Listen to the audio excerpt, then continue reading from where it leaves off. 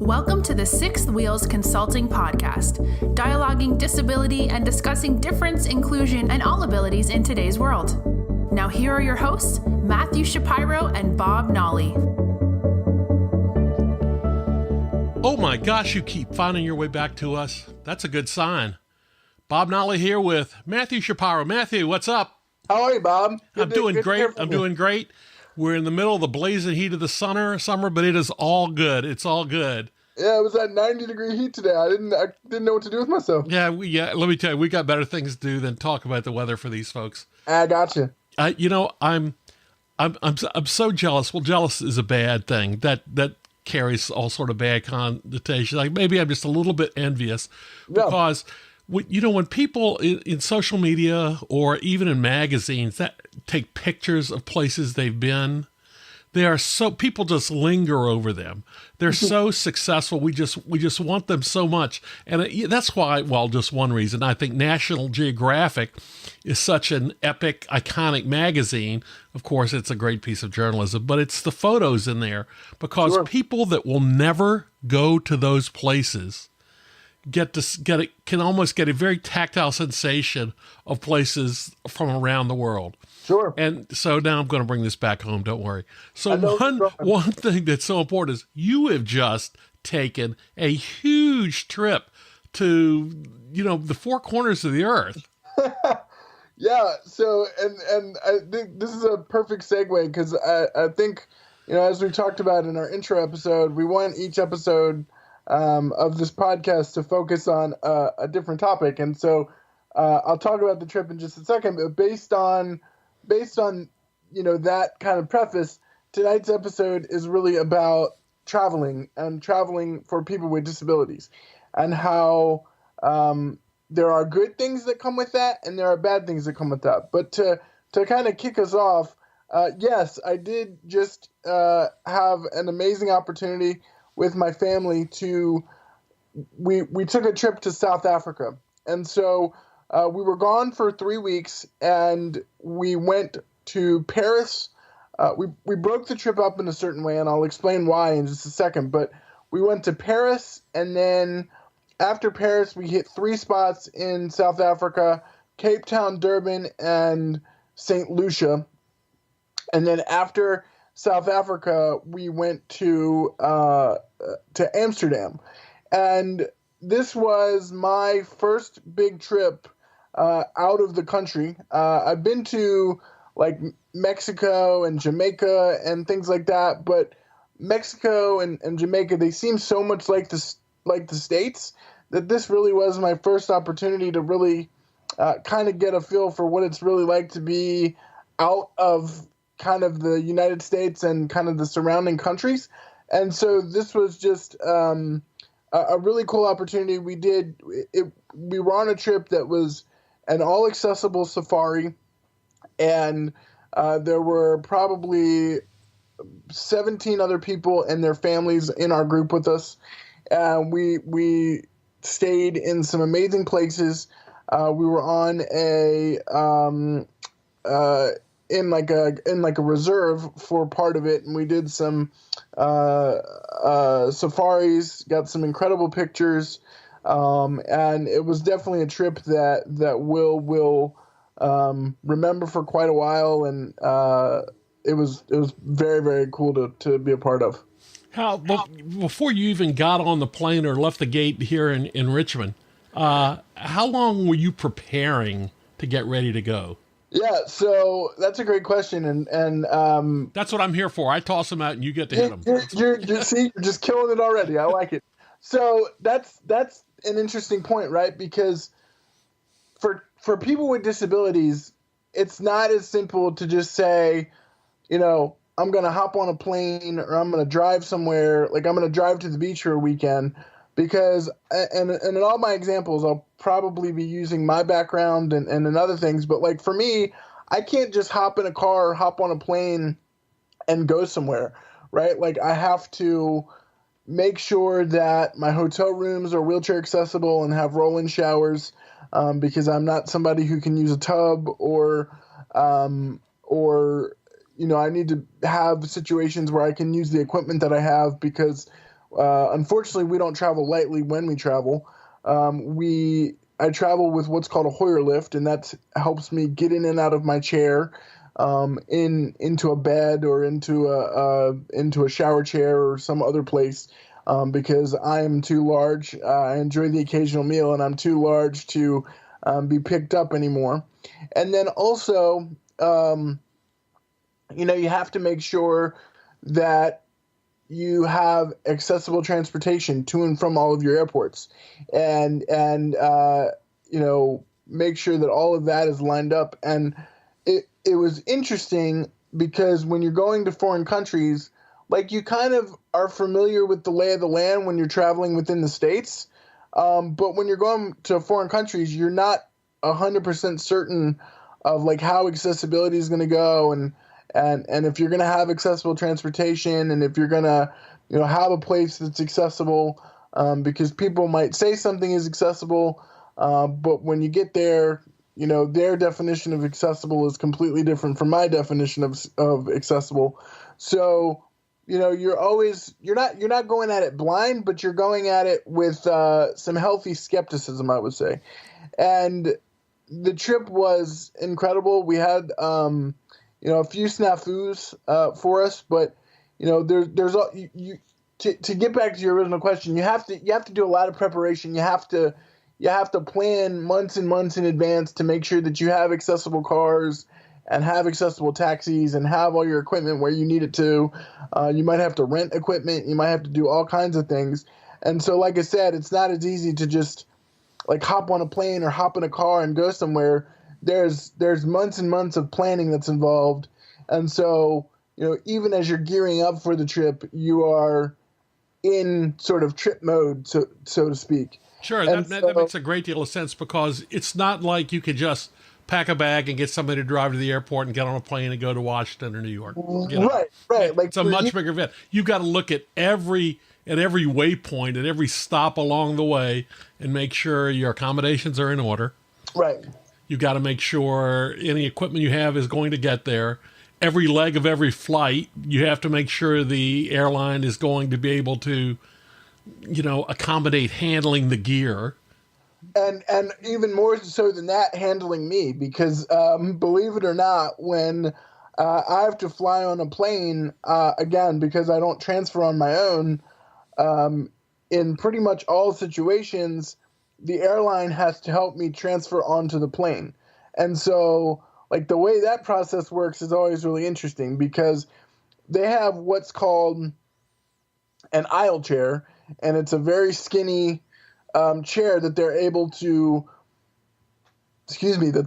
roll onto the plane and transfer me from the aisle chair to my seat in the plane. A lot of people have this thought that I can roll my wheelchair onto the plane and am able to like sit in my wheelchair. And while they are working to solve some of those problems so that maybe one day in the future we're able to do that, right now, that's not the case. And so I have to be picked up a number of times, which I don't mind doing in certain situations. And for travel, I will do it. But it adds an extra layer of, does the person know how to handle me correctly? Could I possibly end up on the floor? Could I possibly end up hurting someone? That's never my intention, obviously. But, in a lot of situations, there's just extra layers that you have to concern yourself with.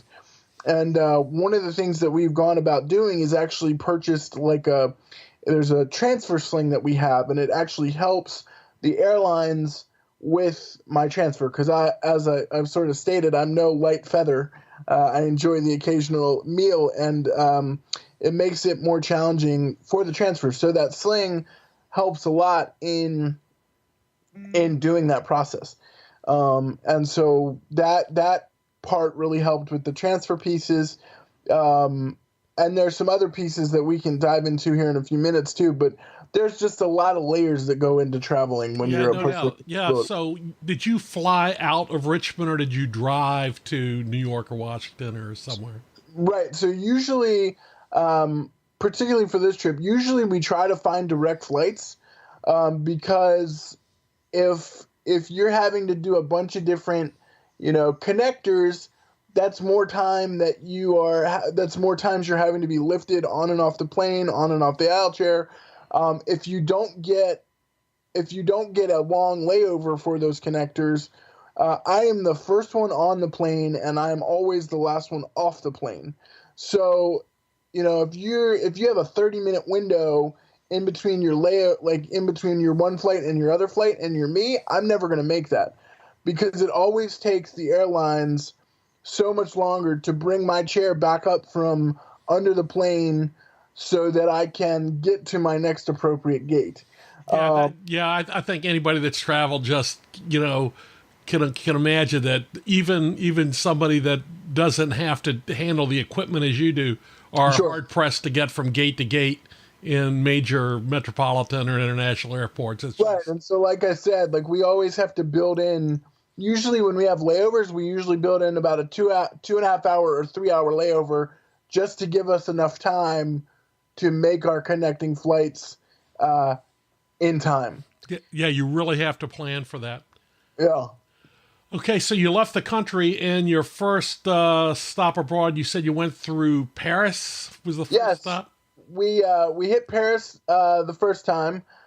Before I jump into Paris real quick, I want to, if I may, I want to jump in the one other quick thing that you always have to worry about, and this is not a knock on any particular airline or I think this is just a travel industry-wide problem or challenge. A lot of times, in most cases, my chair will come back damaged. And so, for example, when I flew, I have just gotten a new wheelchair, and I had the chair for about 6 weeks, and I flew to somewhere. It wasn't overseas. It wasn't this trip, but the baggage people in a lot of situations don't know how to handle equipment effectively. And so, they did $3,200 worth of damage to a brand new $32,000 wheelchair. Wow. And so if I don't have my chair, I don't have my legs, right? So, it becomes a situation that makes travel a little more hairy. And I think, honestly, that's one of the reasons why a lot of people with disabilities don't travel, because they don't want to have to worry about that hassle of potentially damaging equipment. Now, I'm not saying all that to put fear into all of our listeners and say, if you're a person with a disability, don't travel. That's not what I'm saying at all. But keep in mind that there are, again, other layers of things that you have to take into account that other people and able-bodied people don't normally have to do. And the other thing with that is, if the airline, for example, I talked about a minute ago how the airline did $3,200 worth of damage to my wheelchair. I'm still waiting on my wheelchair to be fully repaired, and that was probably 3 or 4 months ago. And then we were actually able to take my new chair on this trip overseas, and literally on the last flight, we had to take 6 flights, and literally on the last flight home, in the last leg home to DC, they blew a motor on my wheelchair. So, and I'm not again saying all these things to be negative towards airlines. I'm not saying all these things to have our listeners feel any sort of way about me or about travel. I'm just trying to give our listeners an honest and a raw understanding of these are challenges that people with disabilities face when they travel, and it doesn't always, I don't want our listeners to be afraid, particularly if you're a person with a disability, to be afraid to travel, because then you're missing out on all that our great country has to offer, and in my case, all of the things that other great countries have to offer. But I just want to give an honest and raw impression of what it's like to travel as a person with a disability. Yeah, that makes a lot of sense for sure. We don't want to name any airlines, of course, because we don't want to get in any trouble here. But was there one instance or situation, you don't have to name them, where that was a most positive experience for you? Not just this leg was the easiest, but because it was short, but somebody did something or something happened or something was handled way past perfect for you. Yeah, well, that's a great question. And, there are airlines that do a good job. There are airlines that you try to shy away from. The nice thing is obviously if there's damage to a wheelchair, or any piece of equipment, they will help to cover the cost of fixing it. It was really nice because on this overseas trip, one of the other challenges I come across, I know I keep coming up with challenges, but these keep popping into my head. But one of the other challenges I come across is once I am seated in my plane seat, I don't move for the duration of the flight. Like you can get up at any point in the flight and use the restroom or get up and stretch your legs, whatever the case may be. Once I'm down for the duration of the flight, I don't move. And so one of the really nice things that my parents and I decided when we were taking this trip overseas was, one, we were going to break up the flight, and two, granted, there's an added expense to this, but it really did help a lot. We actually flew business class. And for those that have never flown business class, there are bigger seats. You're in a pod. If you're flying overnight, you're able to lay your chair back completely and kind of lay down in like a bed. And for somebody like myself who deals with pressure issues, pressure point issues, and back issues from just sitting a long time in an uncomfortable position, to be able to move like that was a nice gift, so to speak, because our first flight our flight from Paris to our flight from DC to Paris was, I believe, either 7 or 11 hours. I'm getting the flight times mixed up. And 7 hours is what it seems like to me. Yeah. So, I mean, for me, that was my longest flight I had ever taken, right? Like usually I start getting pretty cranky around, when I've been in there for about 5 hours or more, just because I, again, can't move and it gets to be uncomfortable.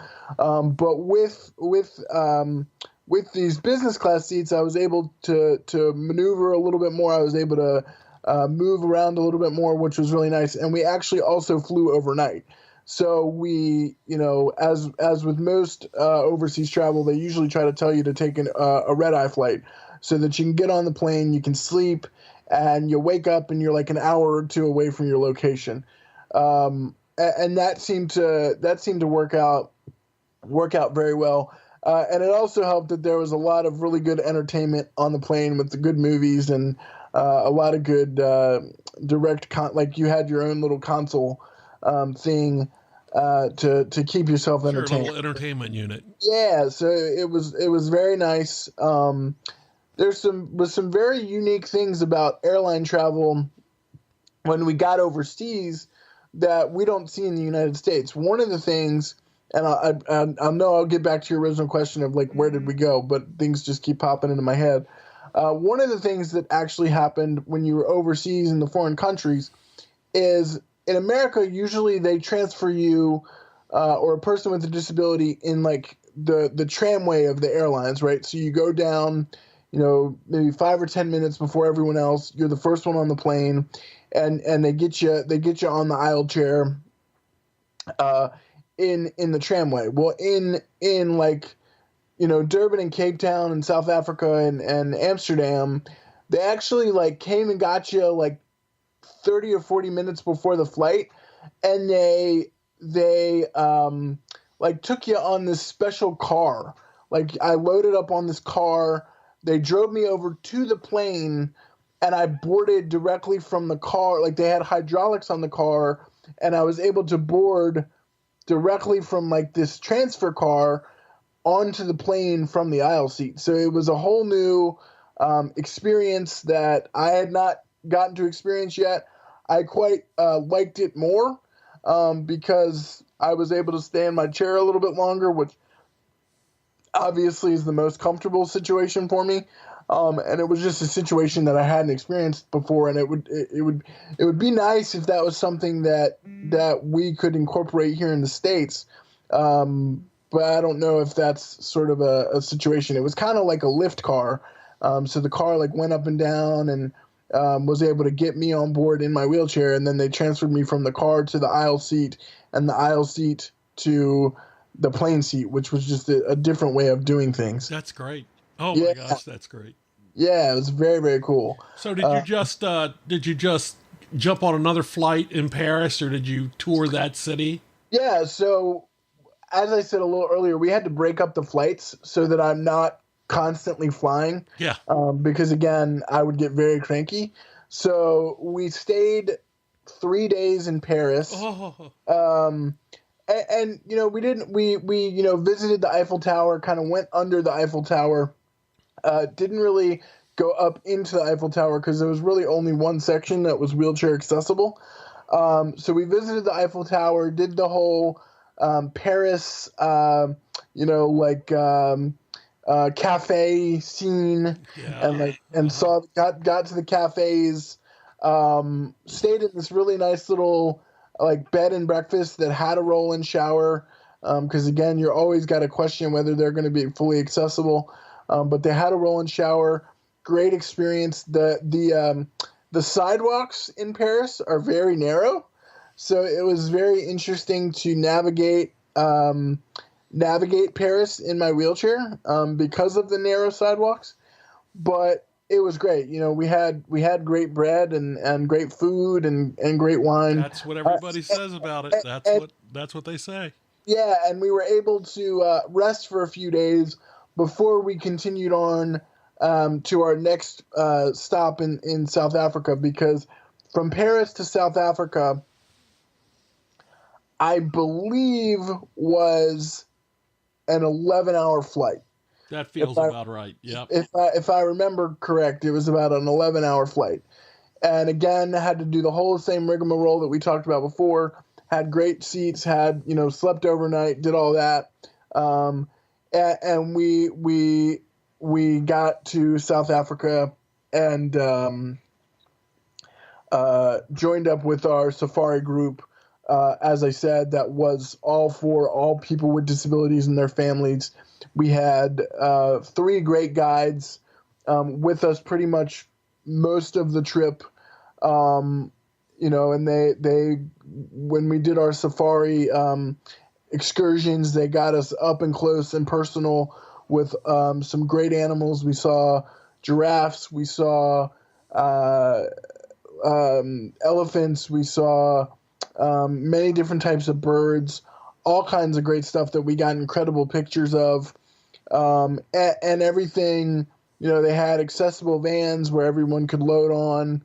Not everyone was wheelchair users. We had, amputees. We had all different types of people with different types of disabilities. Hey, Matthew, we're out of time here for this episode, but here's what we're going to do. We're going to cut this right here and jump back and hear the rest of the story about the trip abroad. This is exciting stuff. Everyone, you've been listening to episode 2 of the Six Wheels Consulting Podcast. Please come back and listen for the wrap on the travel story. And until then,